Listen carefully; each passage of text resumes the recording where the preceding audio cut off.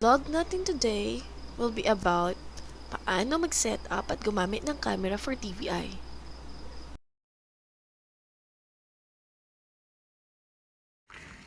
Ngayon, papunta ako sa studio ngayon.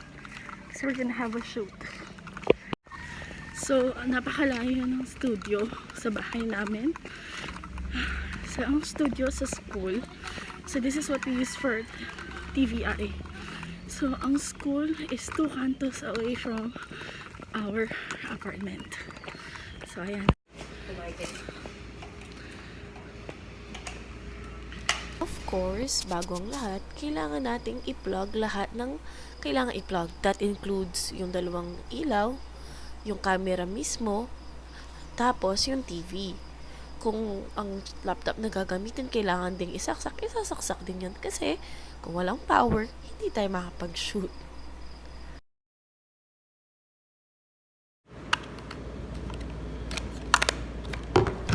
So, isa sa mga pinaka-importanting gagamitin dito would be yung receiver at transmitter.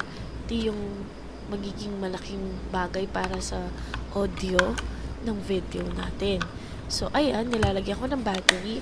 Napaka recommendable ng Everready kasi ang ginagamit namin noon is yung hindi ko alam yung brand at ang daling malobat. Ito rechargeable tas pangmatagalan talaga siya. Hindi to paid advertisement pero yun nga effective. By the way, itong pangmalakasang camera hindi po siya sa amin kundi pinahiram lang po sa amin ng division. So habang yun nga po, blended learning, ito yung ginagamit namin. Then, isa sa mga pinaka-importanting bagay na kailangan gawin is yung pag-adjust ng lights. Ito yung gagawin ko yan. Ito yung minsan na medyo challenging kasi depende sa height ng mga nagpa-present. Kapag minsan nakaset na siya, lalo sa mga may average na height, walang shadow. Tapos, kapag biglang tumangkad yung presenter, ayun, magkaka-shadow. Although, pwede namang gumamit ng stand.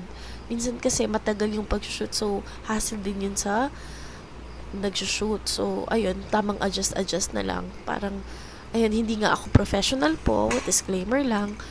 So, tinatansya-tansya ko at tinitingnan ko kung paano hindi magkakaroon ng shadow habang nag-shoot dun sa green screen. So, may pag-adjust. Ayan, taas, baba hanggang makuha ko yung tamang position ng ilaw para hindi na siya magka-shadow. Again po, hindi po ako expert. So, kumbaga kung ano lang po ay naituro or kung ano po yung diskarte namin. Akong willing to learn kung sakali man po na magkaroon ng chance na magkaroon ng training or may magtuturo po sa akin. Hindi ko po sinasabi na yung ginagawa ko ngayon is yung ultimate na the best method. Again po, hindi po ako expert sa ganitong aspeto. So, kung ano po yung nag-work so far, yun po yung ginagawa. Open naman po for suggestions.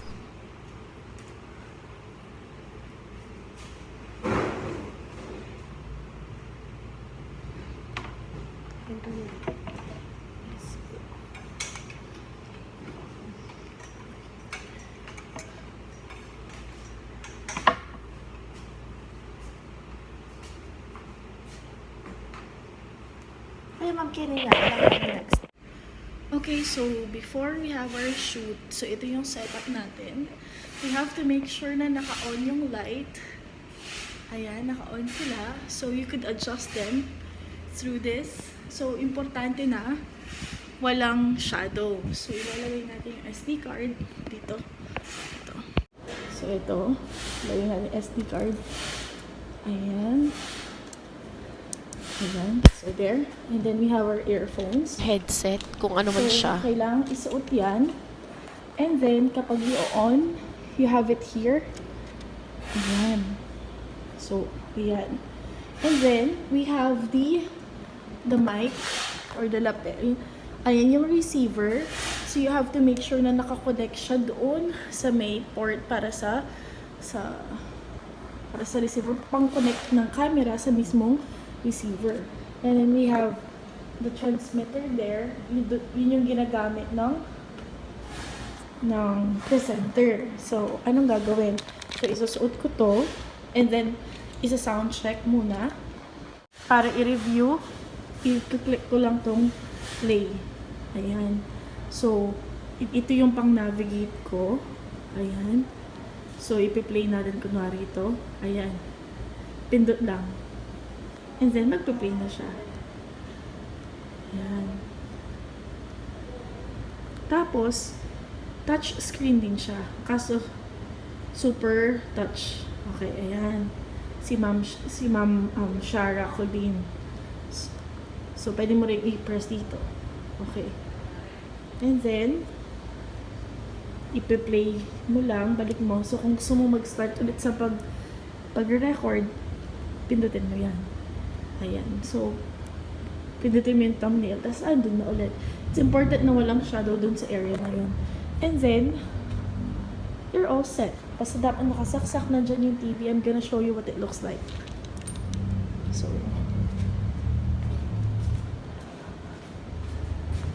ayan. So, ganyan yung itsura niya kapag nandito ka. So, just use books para ma-adjust kasi iba-iba yung height ng mga people. So, there. Ako mag-isa ngayon dito. So, yeah. So, kapag okay na, ito may red button ang pipindutin ko. So, nagsistart siya nun. Kapag may nagkamali or anything, push din ulit, and then, Role nga po natin after natin mag-setup is i-video si ma'am. So, nagbibigay po tayo ng signal kapag mag-start or mag-i-end. Tapos, kapag nagkakaroon ng mga konting clarifications like sa pronunciation, grammar, or pati dun sa pagkaka-chunk or ayun po, phrasing, ganon. So, kapag may mga pwede pa pong improve, nag-intervene po tayo, nag-assist po tayo. So, ayun po, pwede naman pong umupo, pero yun nga po, sa end ko, mas gusto kong nakatayo para, ewan ko, iba yung feels kapag nakatayo. Yung laptop sa tabi ko, so yan, naka-project dun sa TV. So, yun yung setup natin for television-based instruction. So, part siya ng blended learning, supplement siya sa module. I hope po you've learned something for today. So, after po nun is, kumbaga, pipiliin ni presenter yung mga videos na bloopers. Tapos, kapag okay na, isisend niya kay editor. Tapos, si editor na po yung mag-i-edit. Pero, kailangan i-accomplish yung TV presenter yung PowerPoint. Dapat may copy ng script. Tapos, kailangan din na pati mga graphics kung kailangan nandun din. Sa end ko, kapag nagpe-present ako, kasi TV presenter din po ako, tinitrim ko na siya para hindi mahirapan din si editor. Kumbaga, kung ano na lang yung ilalagay niya, di po na, madali ang ginagawa ng mga nagpe-present sa TV ng mga teachers. Mukha lang madali, pero hindi, ang daming preparation. So, mag-start sa module, gagawing script, tapos i-edit, tapos i-shoot, tapos i-edit ng video editor, tapos i-broadcast. So, hindi siya, kumbaga, parang madali ang proseso. So with that, I hope you've learned something. So don't forget to hit like and subscribe. Kung may tanong po kayo, just comment sa comment section. Salamat!